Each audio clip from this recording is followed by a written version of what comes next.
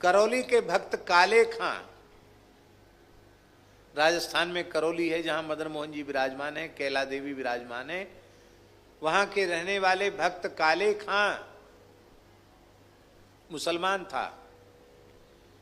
एक दिन उसने देखा सवेरे सवेरे एक विशिष्ट भवन से बहुत से लोग बाहर निकल रहे हैं। उन्होंने कहा भाई क्या बात है, रोज भीड़ इकट्ठी क्यों होती है?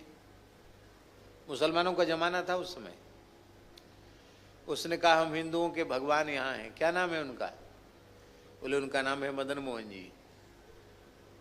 अच्छा वाह, तो वो खुदा तो उसका कोई नाम रूप होता नहीं, आकार प्रकार होता नहीं। बोले तुम्हारे यहाँ नहीं होता, हमारे यहाँ तो होता है। इसको ललक लग गई कि वो परमात्मा आखिर होता कैसा है? हमारे यहाँ तो कहते हैं कि वो होता ही नहीं, वो आता ही नहीं नीचे, वो तो सातवें आसमान पे रहता है, पैगंबर को भेजता है, खुद नहीं आता है।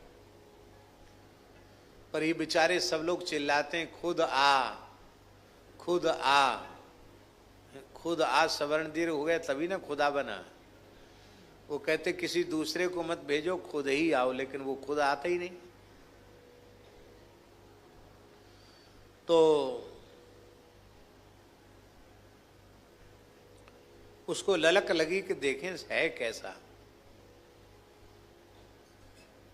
लेकिन मुसलमान के वेश में जाऊंगा तो मार के भगा दिया जाऊंगा। तो उसने क्या किया कि पीला पीला कपड़ा ओढ़ लिया, सिर ढक लिया, थोड़ा चंदन वगैरह भी लगा लिया, नकली वैष्णव बन गया, नकली हिंदू, और बन के मदन मोहन जी की मंगला में पहुंच गया। पर ठाकुर तो ठाकुर हैं, न जाने कौन से गुण पर दयानिधि रीझ जाते हैं।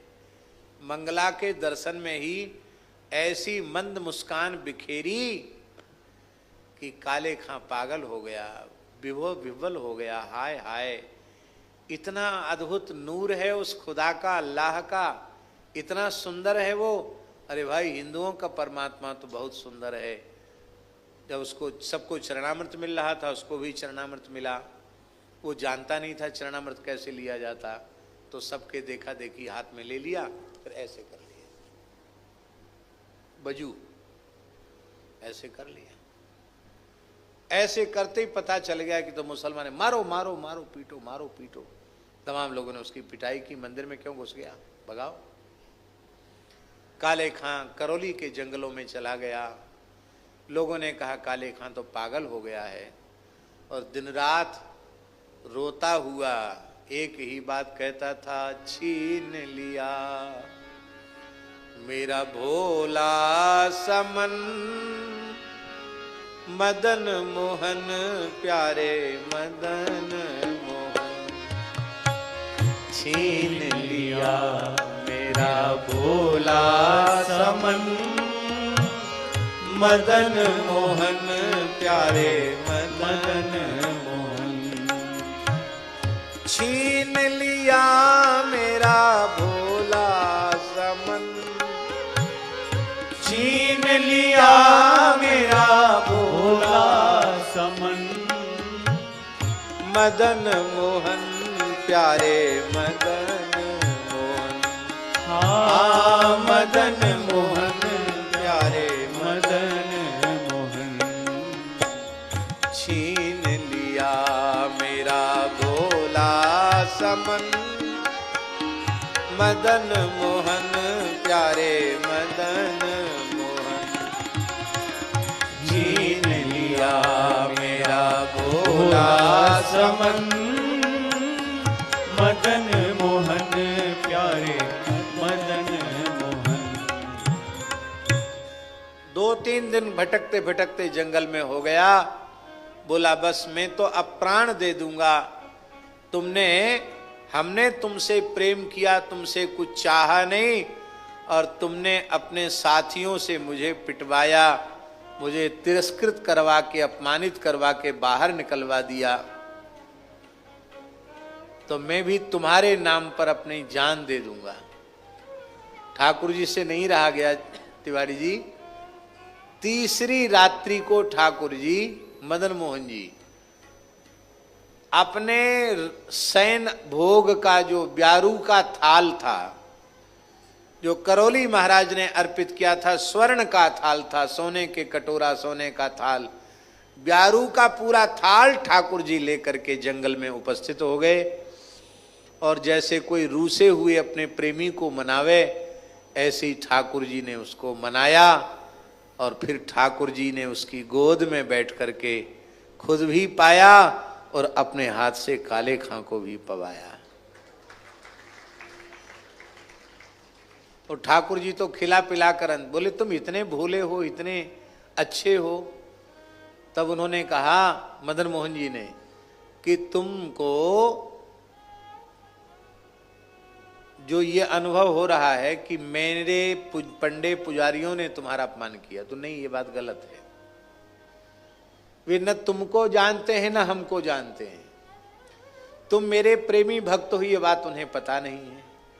और मैं परमात्मा हूं, ये बात भी वो नहीं जानते। मुझे पत्थर की प्रतिमा समझते हैं। तो पत्थर की प्रतिमा तो कोई क्रिया या प्रतिक्रिया करती नहीं है। पर तुमने मुझे पाषाण प्रतिमा नहीं समझा, तुमने मुझे साक्षात परमात्मा समझा, मदन मोहन समझा, इसलिए मैं तुम्हारे ऊपर रीझ गया। चिंता मत करो, अब तुम्हारे जब याद करोगे तब आ जाऊंगा। ठाकुर जी अंतर्धान हो गए। और ये तो रात भर रोते रहे भगवत प्रेम में। और सवेरे मंदिर खुला तो ठाकुर जी के सोने का थाल गायब, कटोरा गायब, झारी गायब, सब गायब। ठाकुर जी सारे पात्र तो वहां छोड़े आए। राजा साहब के पास खबर पहुंच गई। ऐसा कोई काम हो जाता है तो सबसे पहले पुजारी पकड़े जाते हैं। पुजारियों को पकड़ा गया, थोड़ी कड़ाई की गई राजा की तरफ से। वो हाहा खा रहे थे कि ताला बंद था, चाबी लगी थी, गायब कैसे हुई यही खबर नहीं। कैसे ताला खुला और कैसे कोई निकला और कैसे फिर अपने आप बंद हो गया, पता नहीं। आश्चर्यचकित थे, पर किसी को विश्वास नहीं था। कड़ाई से पूछताछ चल रही थी। उसी समय भक्त काले खां वो पात्रों को कपड़े में लपेट कर आया और उसने रोते रोते गुसाई जी से कहा कि आपका मदन मोहन बहुत भोला है, अकेले मत भेजा करो जंगल में, कोई लूट लेगा। ये देखो सब सोना मोना का बर्तन सब वही लेके गया था, हमको भोजन कराया। तो कहते हैं कि फिर गुसाई जी ने एक खिड़की खुलवाई। आज भी खिड़की है मदन मोहन जी के मंदिर में, जहां जो लोग मंदिर में नहीं जा सकते वो उस खिड़की से मदन मोहन जी का दर्शन कर लें। आज भी काले खां उच्च कोटि के भक्त हुए। महाराज जी, हम आपको क्या कहें, काले खां की इतनी अद्भुत रचनाएं हैं। उनकी पद रचना बड़ी अद्भुत है।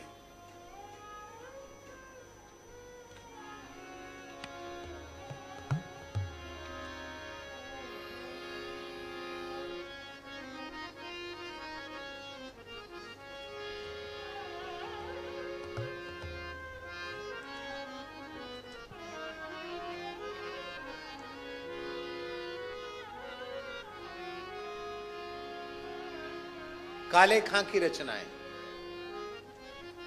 माफ किया मुलक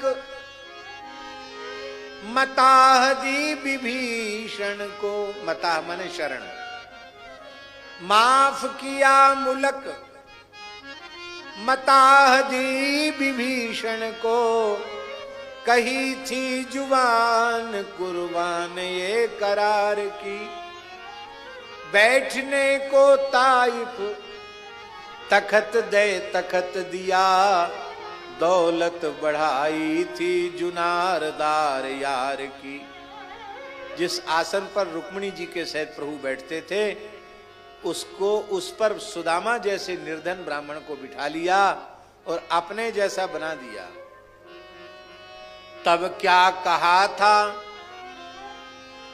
अब सरफराज आप हुए, जबकि अर्ज सुनी चिड़ी मार खार की। उस बहेलिया की प्रार्थना आपने सुन ली, कारे के करार माही, कारे माने काले खां, कारे के करार माही क्यों ना दिलदार हुए, ऐरे नंदलाल क्यों हमारी बार बार की, ऐरे नंदलाल क्यों हमारी बार बार की। और लीलाओं का स्मरण। छल बल के था क्यों अनेक गजराज भारी, भयो बलहीन जब नेक ना छुड़ा गयो, कहिवे को करुणा की, कहिवे को भयो करुणा की, कवि कारे कहे रही नेक नाक, और सब ही डुबा गयो। पंकज से पायन पयादे पलंग छाड़ी, अनुप्रास भी देखो कितना अद्भुत है।